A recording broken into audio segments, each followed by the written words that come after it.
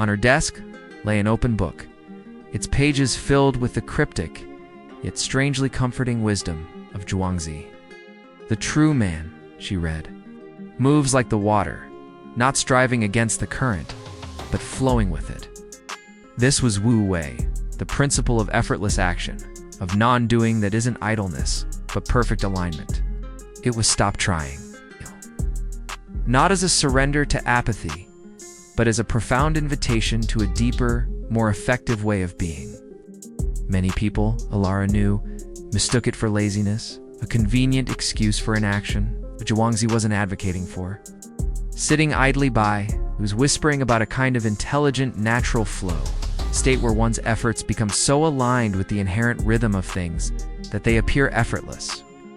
Almost magical. Lorraine thought of her friend, a brilliant graphic designer named Marcus. For years, Marcus had wrestled with creative blocks, deadlines looming like dark clouds. He would sit hunched over his Wacom tablet, jaw clenched, eyes narrowed, trying desperately to force an idea onto the screen.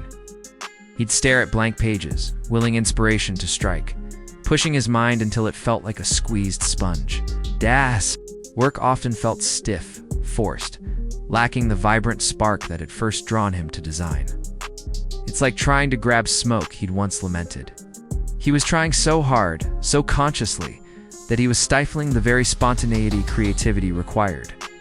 Then, after a period of burnout, he found an old book on Eastern philosophy. Something clicked. He started taking long walks, letting his mind wander, sketching idly in a small notebook without a specific project in mind. He began to trust that ideas would emerge from the flow, rather than being dragged out by brute force. When a new project came, he'd immerse himself in the problem, then step away, trusting his subconscious to work.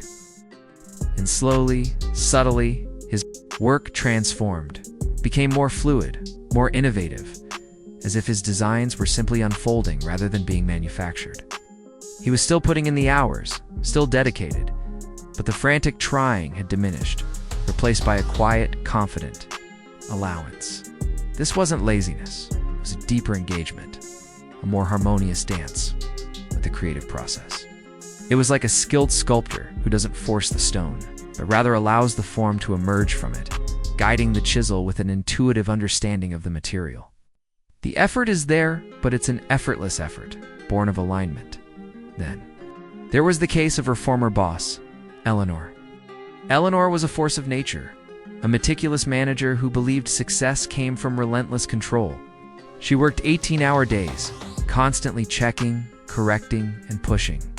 She was perpetually exhausted, stressed, and often ironically behind schedule because she was trying to do everything herself. Eleanor was the epitome of trying too hard. She believed that if she wasn't actively driving every single thing, it wouldn't happen. The system, however, was designed to flow too, function with distributed effort. Her excessive trying created bottlenecks and resistance. It was like trying to empty a flowing river with a teacup. The more she tried, the more overwhelmed she became.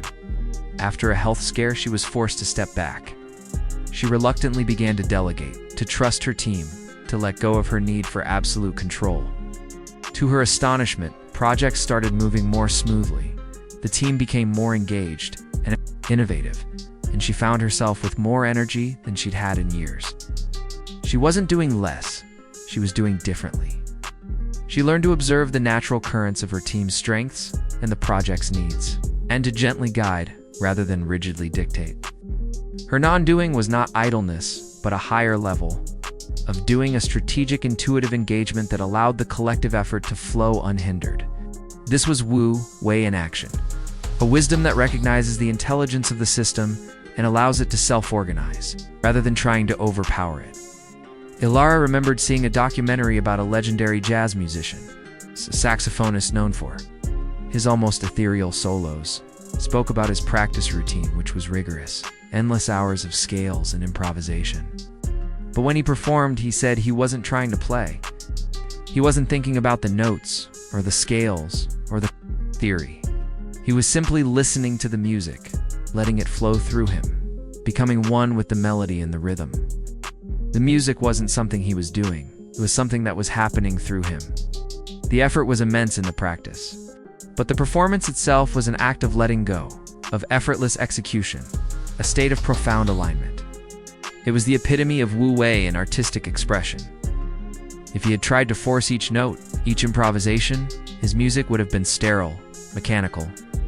But by surrendering to the flow, by not trying to play, he unlocked a profound, almost magical spontaneity that captivated audiences. The paradox was clear. Mastery required immense preparation. But true performance required the transcendence of that preparation, a release into effortless being.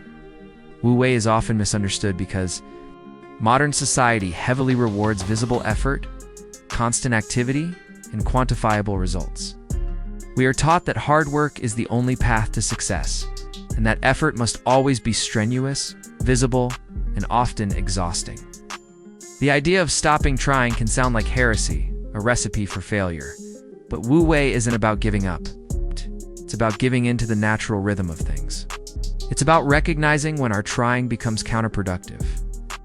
When our resistance to the flow creates more friction than progress. It's about the difference between rowing upstream with all your might and adjusting your sails to catch the wind. Both require effort, but one is a struggle, the other an alignment. Think of a skilled chef. They don't furiously chop vegetables or violently stir sauces. Their movements are precise, economical, almost graceful. They understand the ingredients, the heat, the timing. They are in tune with the process. Their effort is real, but it's applied with such understanding that it appears effortless. They are not trying to cook. They are simply cooking, allowing the meal to unfold under their skilled guidance. The taste of the food reflects this harmonious approach. It's balanced, nuanced, perfectly executed. A chef who tries too hard might overmix, overcook, or force flavors, resulting in a dish that lacks finesse. The Wu Wei chef knows when to act and when to let the ingredients speak for themselves, when to intervene, and when to simply allow the natural process of transformation to occur. Ilara considered the challenges in her own life. There was a particular friendship that had become strained, full of misunderstandings and forced conversations. The more she tried to fix it, to analyze every word, to engineer specific outcomes, the more distant they seemed to become.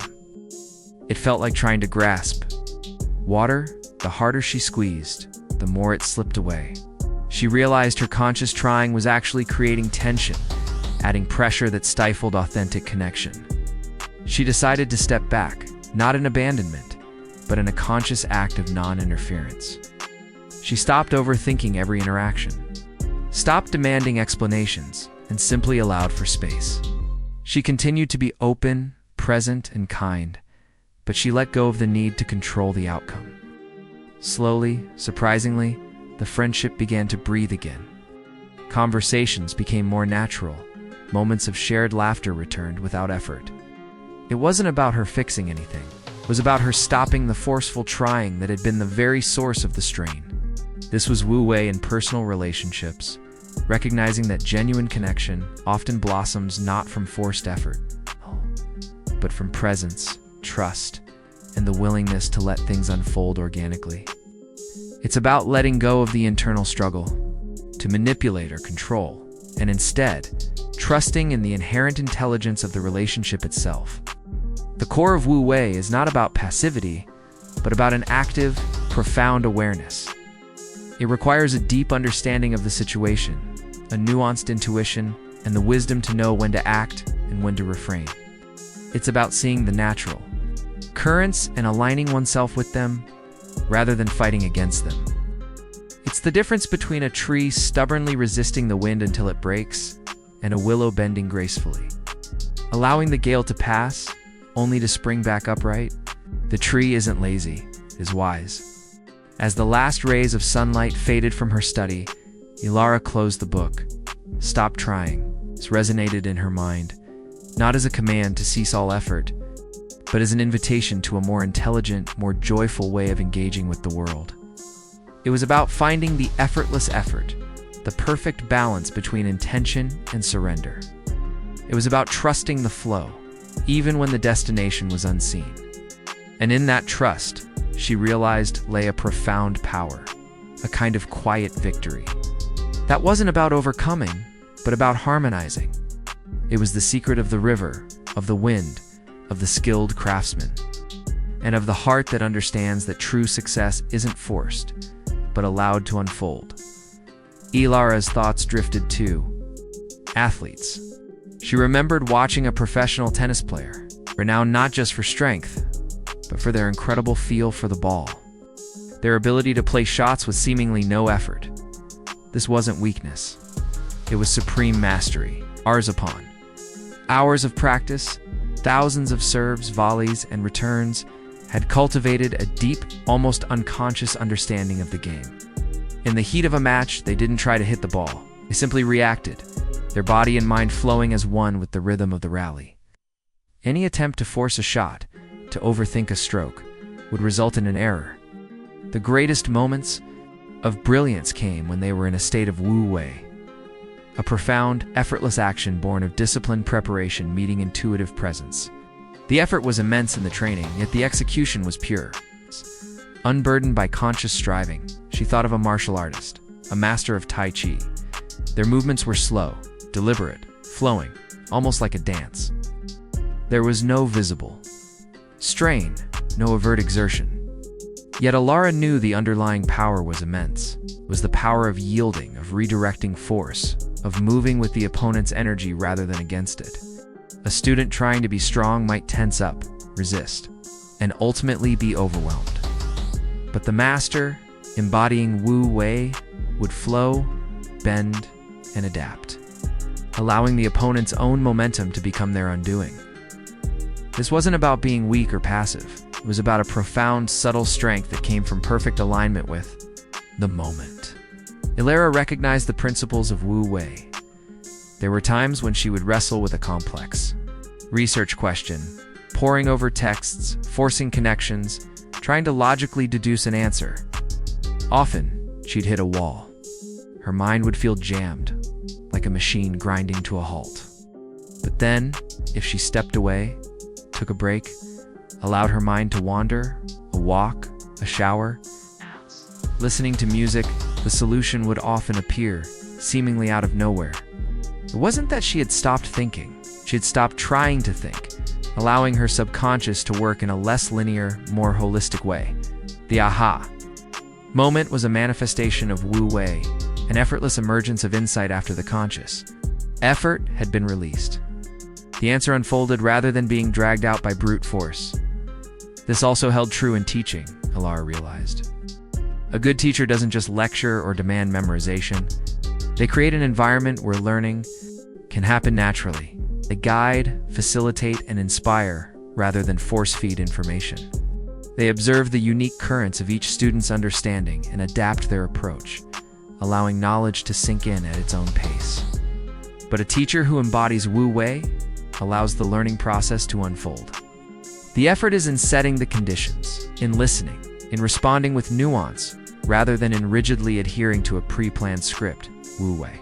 It was about expending the least amount of energy for the maximum effect, not by being lazy, but by being exquisitely intelligent. It was about understanding the inherent nature of things, whether it was the flow of a creative idea, the dynamic of a team, the movement of a body, or the current of a conversation.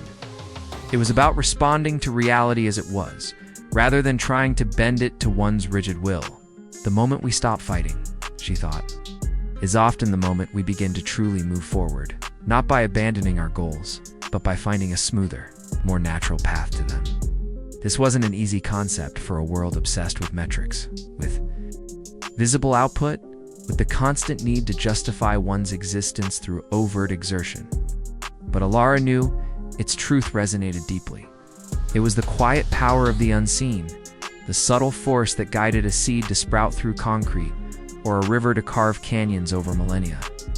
It was the wisdom of understanding that sometimes the most powerful action is to simply allow, to align, to flow. And in that allowance, she saw not weakness, but an ancient, profound strength, a liberation from the ceaseless, self-imposed burden of trying. The wisdom of Zhuangzi was not an escape from effort, but a mastery of it.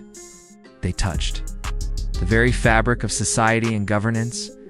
Ilara recalled historical examples of leaders who, through forceful intervention and relentless control, often exacerbated the very problems they sought to solve. Like Eleanor, her former boss, there. Trying too hard created more resistance, more chaos. Conversely, she thought of periods of history marked by a more organic evolution, where societal change seemed to flow more naturally, driven by shifts in collective consciousness rather than top-down decree. These weren't periods of idleness, but of a different kind of leadership, one that observed, understood the currents, and gently guided rather than coercing. It was a leadership that trusted in the inherent intelligence of the collective, much like a good gardener trusts the natural growth of a plant. Providing the right conditions but not trying to force it to bloom, she considered the ecological message embedded within Wu Wei. Nature, in its wisdom, doesn't try to grow. A tree doesn't strain to reach for the sun. It simply grows, guided by its innate blueprint and the resources available. A river doesn't force its way through a mountain, flows around it seeking the path of least resistance, gradually carving its way over time. Wu Wei suggests a different approach: to observe, to understand, to align with natural processes, and to live in harmony with the environment rather than in perpetual conflict. It's about cultivating rather than conquering. Ilara also pondered the personal freedom that came with embracing Wu Wei. The constant trying often came from a place of fear of not being enough, fear of failure, fear of not meeting external expectations. It was a burden, a self-imposed prison of incessant striving. To stop trying in this sense was to release oneself from that fear, to trust in one's own innate capabilities, and to allow life to unfold with a lighter touch. It didn't mean abandoning goals or aspirations, but approaching them with a spirit of ease and acceptance, rather than anxious compulsion. The journey itself became less about forcing an outcome and more about the graceful dance of engagement. As night deepened and the city lights began to twinkle, Ilara looked out at the quiet street. The cars moved, the streetlights glowed, the wind rustled through the trees. Everything seemed to be in a state of continuous, effortless action. The universe wasn't trying to exist, it simply was. And in that profound simplicity, she found a deep resonance with Zhuangzi's ancient wisdom. The true art of living, she concluded, was to learn to flow, to align, to trust, and to realize that sometimes the most powerful thing you can do is simply stop trying so hard and let the inherent intelligence of life guide you. This wasn't a philosophy of inaction, but of the most profound and effective action of all.